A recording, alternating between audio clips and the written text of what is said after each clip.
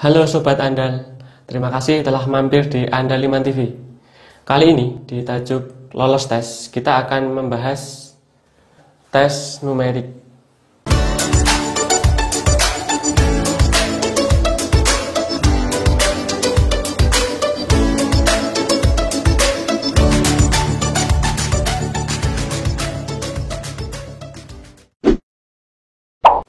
Tes ini sering digunakan untuk bahan pertimbangan oleh perusahaan maupun instansi sebagai tolak ukur diterima tidaknya seorang karyawan atau pegawai. Biasanya, perusahaan atau instansi menginginkan seorang yang mempunyai kemampuan berhitung dan tingkat ketelitian yang tinggi sebagai calon pegawainya atau karyawannya. Kuncinya adalah kuasai matematika dasar seperti aritmetika, aljabar, deret, perkalian, pecahan, persentase, perpangkatan, desimal, perbandingan, soal cerita matematika, dan lain-lain. Sekarang kita masuk ke pembahasan tes numerik. Tes aritmatika. Contoh soal yang pertama, diberikan penjumlahan angka-angka seperti ini. Bisa dilihat ya, seperti ini. Nah, diberikan juga pilihan jawaban A0, B9, C18, D27, E36. Penyelesaiannya adalah kita bisa mengubah penjumlahan dalam kurung ini menjadi seperti ini. Yang di depan ini kita tulis ulang saja. Jadi 1995 ditambah 1997 dikurangi 2002 dikurangi 2008. Nah, ada tanda plus, buka kurung, ada angkanya juga tutup kurung. Nah, tanda plus yang di sini silahkan dikalikan ke dalam angka-angka di dalam kurungan ini. Nah, sehingga plus dikalikan 2008 plus kali plus ini, maka ini plus 2008 plus kalikan min yang 1995 itu nanti jadi min, plus kalikan plus 2002 berarti plus 2020 sorry. Berikutnya plus kalikan negatif 1997 jadi negatif 1997. Nah, setelah itu kita bisa mengkelompokkan nih, ada digit angka yang sama 1995, yang di sini 1995, tapi beda tandanya, di sini min. Nah, kita bisa pasangkan, dikurangi 1995. Ini boleh kita tutup kurung, terus kita tambahkan 1997. Dilihat ada nggak pasangannya? Oh, ada, tapi negatif. Habis itu ditambah lagi minus atau min 2002 plus 2020. Nah, terus tambah lagi minus 2008 ditambah 2008. Nah, kita cari hasilnya. Sekarang hasilnya 1995 dikurangi 1995, hasilnya 0. Tambah 1997 dikurangi 1997, sorry, berarti 0. Nah, ditambah sama ini. Kita perhatikan ada tanda negatif 2002 ditambah 2020. Nah, otomatis nanti gampangannya kita juga bisa membaliknya. Jadi 2020 dikurangi 2002, hasilnya adalah 80. plus min 2008 ditambah 2008, hasilnya 0. Nah, pada akhirnya 0 tambah 0 tambah 18 tambah 0, hasilnya 18. Nah, dari pilihan A, B, C, D, E, jawaban 18 ada pada pilihan jawaban C. Jadi jawaban yang tepat adalah C, 18. Contoh soal yang nomor 2, tes deret. Diberikan deret angka seperti yang terlihat 3, 4, 12, 12, 48, 36. Nah, kalau kita cari selisihnya secara berurutan. Nah, di sini kan antara selisihnya antara 3 dan 4 itu adalah plus 1. Antara 4 dan 12 itu adalah plus 8. Antara 12 dengan 12 itu adalah 0 selisihnya. Antara 48 dengan 12 itu selisihnya plus 36. 48 dan 36 selisihnya adalah negatif 12. Nah, di sini kan terjadi pola yang masih tidak dapat kita prediksi, masih acak seperti ini. Nah, untuk menyelesaikan deret ini, maka kita harus cari polanya. Nah, pola yang benar itu seperti apa? Nah, kita pindah dulu ini angkanya di sebelah sini ya.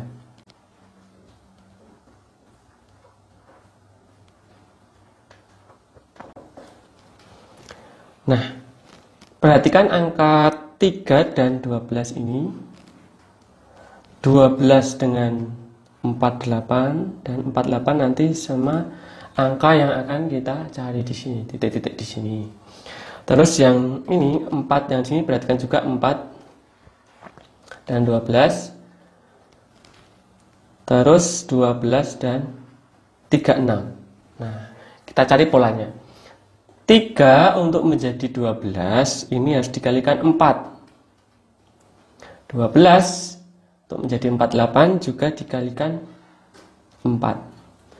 48 untuk menjadi nilai yang nanti akan menjadi jawaban kita itu juga akan dikalikan 4 karena menurut pola yang kita kerjakan ini. Terus yang atas biar nanti kita tahu polanya itu ternyata ada 2. Yang pertama ini pola 1 itu kalikan 4 semua dengan lompat 1 digit angka. Berikutnya yang 4 ini untuk menjadi 12 itu kalikan 3. 12 untuk menjadi 36 itu kalikan 3 juga. Nah, polanya sudah ketahuan seperti ini. Ini juga sudah benar. 3 kalikan 4 12, 12 kalikan 4 48. Nah, 48 kalikan 4 itu adalah 192. Nah, berikutnya kita cek di pilihan jawaban. 192 itu berada pada pilihan jawaban E. Berarti jawaban yang tepat adalah E, 192. Yang keempat adalah tes logika. Tes ini juga tidak kalah penting sebagai tolok ukur perusahaan atau instansi untuk merekrut karyawan atau pegawai. Karena perusahaan pasti menginginkan seorang karyawan atau pegawai yang mempunyai nalar yang tinggi. Karena seseorang yang mempunyai nalar yang tinggi akan mempunyai kemampuan dalam mengambil keputusan yang tepat sesuai dengan kebijakan perusahaan atau instansi. Kuncinya adalah berpikir kritis dalam melihat segala sesuatu dan mencari solusi penyelesaian dengan cerdas. Sekarang kita masuk ke tes logika. Soal pertama, tes logika formal. Diberikan premis 1. Premis 1. Semua masyarakat yang telah berumur 17 tahun ke atas berhak memiliki SIM. Premis 2-nya,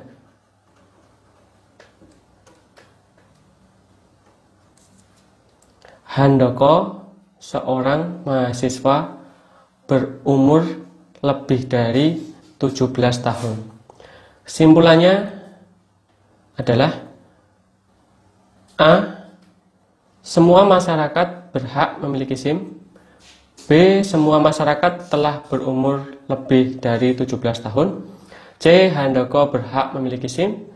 D. Tidak ada satupun masyarakat yang berhak menjadi mahasiswa. Atau E. Handoko tidak berhak memiliki SIM. Nah, untuk menjawab soal ini, kita harus meninjau premis-premisnya. Nah, di sini dilihat.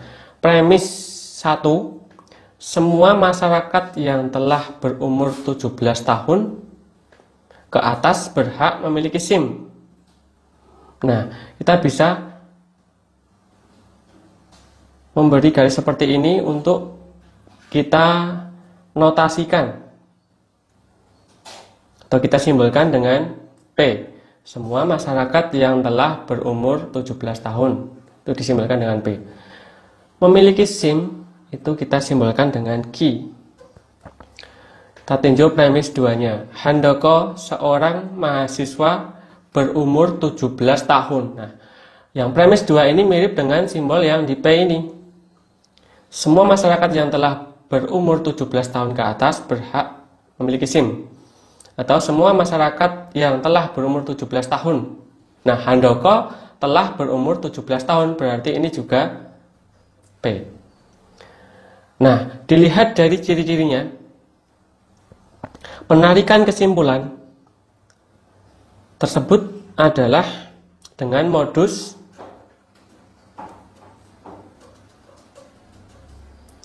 ponen. Kerangkanya seperti ini. Premis 1, premis 2. Jika P adalah Q, P kesimpulan. Nah, kesimpulannya jika kita meninjau dari modus ponen adalah ini Q. Q berarti harus memiliki atau sama dengan, intinya dengan memiliki SIM. Nah, sekarang kita tinjau dari pilihan A, B, C, D, dan E. Semua masyarakat berhak memiliki SIM. Ini salah karena ada batasan umur 17 tahun ke atas yang boleh memiliki SIM. Ini gugur atau salah. Berikutnya, semua masyarakat telah berumur lebih dari 17 tahun. Ini juga tidak bisa kita pastikan karena ada juga masyarakat yang di bawah 17 tahun juga gugur. Yang C, Handoko berhak memiliki SIM. Nah, ini adalah jawaban yang tepat, yang Q tadi. Senilai atau sederajat dengan memiliki SIM. Ada orang yang memiliki SIM, namanya Handoko.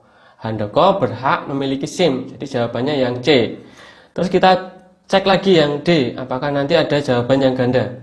D, tidak ada satupun masyarakat yang berhak menjadi mahasiswa. Ini nggak nyambung, mahasiswa. Ada hubungannya sama ini terkait langsung kepada memiliki SIM. Berikutnya yang E, Handoko tidak berhak memiliki SIM. Ini malah negasi atau ingkaran dari Q. Jadi ini juga salah malahan. Nah, jawaban yang tepat dari kesimpulan soal ini adalah C. Handoko berhak memiliki SIM. Contoh soal nomor 2, tes logika analitik.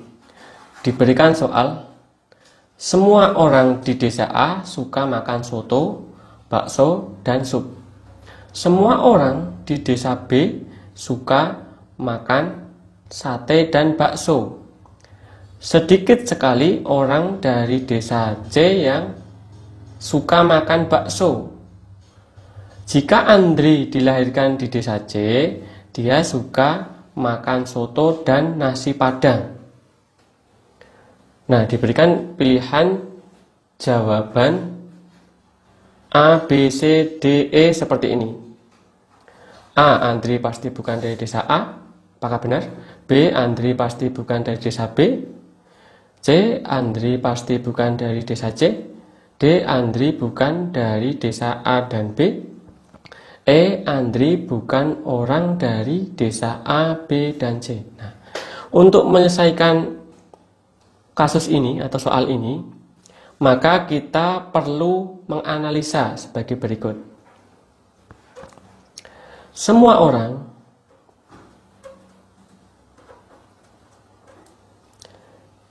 di desa A suka soto, bakso, dan sup. Nah, sekarang kita tinjau si Andri. Andri suka soto dan nasi padang.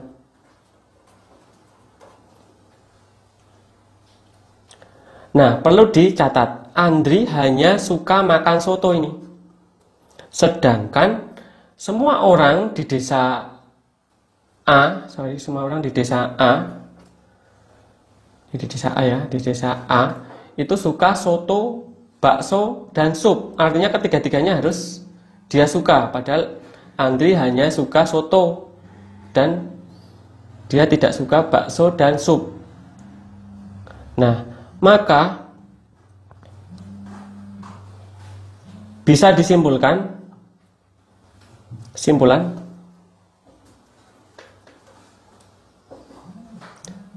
Andri bukan orang dari desa A.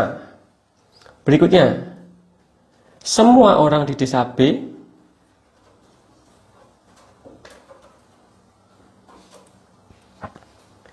suka sate dan bakso. Kita tinjau si Andri. Andri suka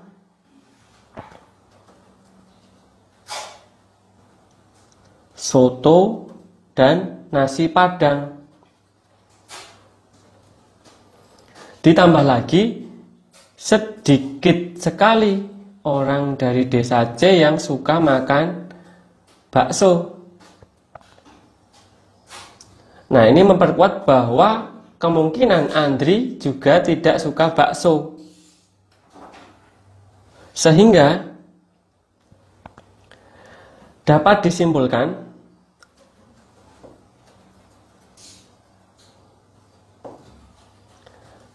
Andri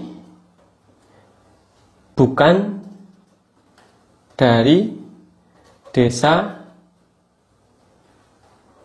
B. Nah, sekarang kita tinjau pilihan jawaban yang tepat.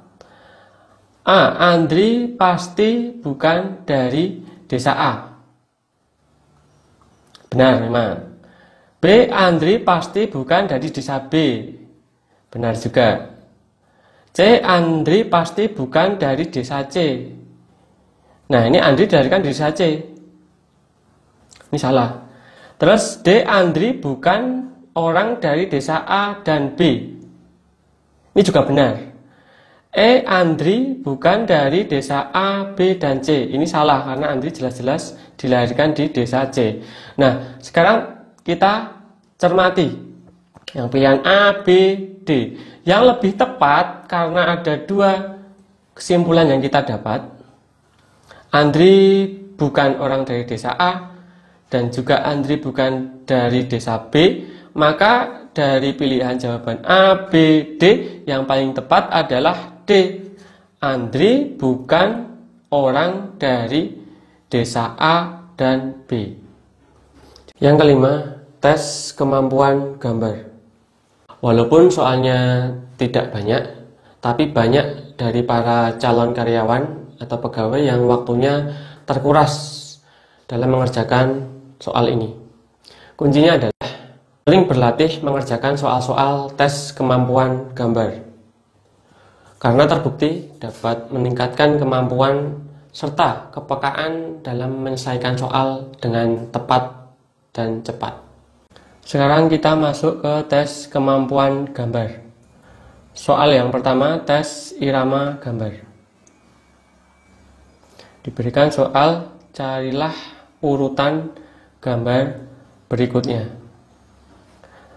Nah, untuk menjawab soal tersebut, kita harus perhatikan polanya. Pola yang pertama, gambar dalam kotak ini, kalau kita perhatikan, terdiri dari 3 bangun yang berulang. Segitiga, kotak, segi 6. Kotak, segi 6, dan selanjutnya. Nah, bangun yang di sini itu nanti kelanjutan dari kotak segi 6, berarti adalah segi 3. Pola yang berikutnya adalah pola warna. Ada 3 warna yang berulang juga. Abu-abu, hitam, putih. Abu-abu, hitam, berarti nanti putih. Di segitiga warna putih. Nah, sekarang kita tinjau pilihan jawabannya A, B, C, D, dan E. Segitiga warna putih ada 2, B dan E. Yang mana yang benar? Kita tinjau dari pola bentuk bangunnya. Segitiganya adalah segitiga sama kaki. Harusnya di sini juga segitiga sama kaki, berwarna putih. Maka jawabannya adalah B atau E. Maka jawabannya adalah B. Segitiga sama kaki warna putih. Soal nomor 2, tes persepsi gambar. Diberikan soal, carilah urutan gambar berikutnya. Untuk menjawab soal ini, maka kita juga harus mencari polanya. Perhatikan gambar tiap kotak ini. Kalau kita cermati, tiap kotak ini memiliki 3 bentuk gambar, yaitu kotak atau persegi, segitiga sama kaki, lingkaran, dan begitu seterusnya. Maka kotak yang terakhir di sini nanti harusnya setelah kotak segitiga, maka harusnya lingkaran. Apakah ini cukup polanya? Belum. Cari pola berikutnya, yaitu pola warna. Warna juga ada 3 warna yang terus berulang. Putih, hitam, arsiran atau abu-abu. Hitam, abu-abu atau arsiran, maka yang di sini nanti lingkaran berwarna putih. Nah, ditambah lagi, perhatikan, ini polanya tegak lurus, ini serong, mendatar, serong lagi, tegak lurus. Nah, ini juga ada polanya. Polanya adalah dari kotak yang ini, itu nanti gambar di dalamnya dirotasi sebesar 45 derajat searah jarum jam. Maka gambar berikutnya akan serong. Rotasi lagi, diputar lagi 45 derajat akan mendatar. Diputar lagi 45 derajat, akan serong ke arah kanan bawah. Diputar lagi 45 derajat, maka akan menjadi tegak lurus. Nah, yang di sini diputar lagi 45 derajat, maka akan bangunnya serong ke arah kiri bawah. Nah, berarti gambar yang di sini adalah lingkaran putih jumlahnya 3, serong ke arah kiri bawah. Kita lihat pilihan jawabannya A, B, C, D, dan E. Jawaban yang sesuai dengan kriteria ini adalah jawaban D. Yang keenam, tes kemampuan umum. Tes ini menguji kemampuan dasar seseorang dalam berbagai bidang sekaligus. Misalnya seperti bahasa Indonesia, sejarah, Pancasila, sistem pemerintahan, perundang-undangan, dan otonomi daerah. Kuncinya adalah sering membaca buku-buku sejarah, surat kabar, media online, maupun buku-buku pengetahuan yang lain. Sekarang kita masuk ke tes kemampuan umum. Nomor 1, tes perundang-undangan. Diberikan soal peraturan daerah provinsi dibuat oleh Dewan ... Ada pilihan jawaban A. MPR, B. DPR, C. DPRD bersama dengan gubernur, D. DPRD bersama bupati, E. MPR bersama DPR. Nah, ada kata kunci di sini, provinsi. Maka bisa kita tebak terlebih dahulu bahwa nanti pilihan jawabannya adalah anggota DPRD bersama orang yang mempunyai kuasa di tingkat provinsi, yaitu gubernur. Nah, sekarang kita cek satu-satu. A. MPR. Tugasnya adalah mengubah dan menetapkan undang-undang dasar. Berarti ini wilayahnya tingkat pusat. Ini salah untuk soal yang ini. Berikutnya DPR. Tugasnya adalah membentuk atau membuat undang-undang bersama dengan presiden.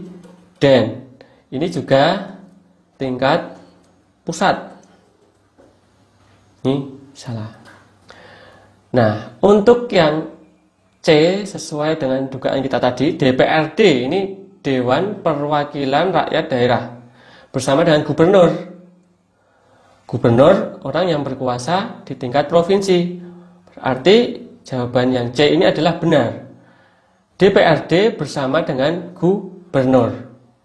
Terus gimana dengan jawaban D dan E? Nah, yang D, DPRD bersama bupati, ini memang membuat peraturan daerah, tapi tingkat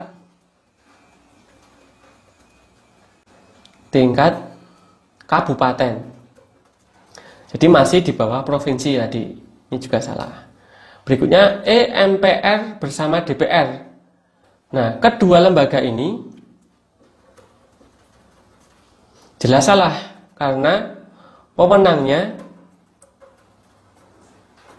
adalah di tingkat pusat. Jadi dapat disimpulkan peraturan daerah provinsi dibuat oleh Dewan. C. DPRD bersama dengan gubernur. Nah, itu tadi berbagai taktik jitu dalam mengerjakan soal-soal psikotes. Itu semua akan lebih efektif kalau kita sering berlatih mengerjakan soal-soal. Nah, untuk mendukung proses latihan kita, saya merekomendasikan buku ini, Master Modul Psikotes dari penerbit Andaliman Books.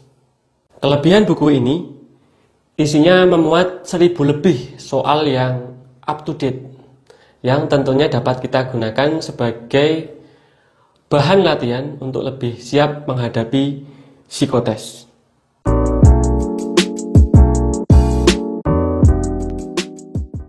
Di akhir video ini akan ada informasi tentang bagaimana kalian bisa mendapatkan buku yang saya rekomendasikan tadi. Saya tunggu saran dan pendapat kalian di kolom komentar ya. Jangan lupa share, like, subscribe, dan pencet tombol loncengnya. Terima kasih sudah menonton. Sampai jumpa di materi sesi berikutnya.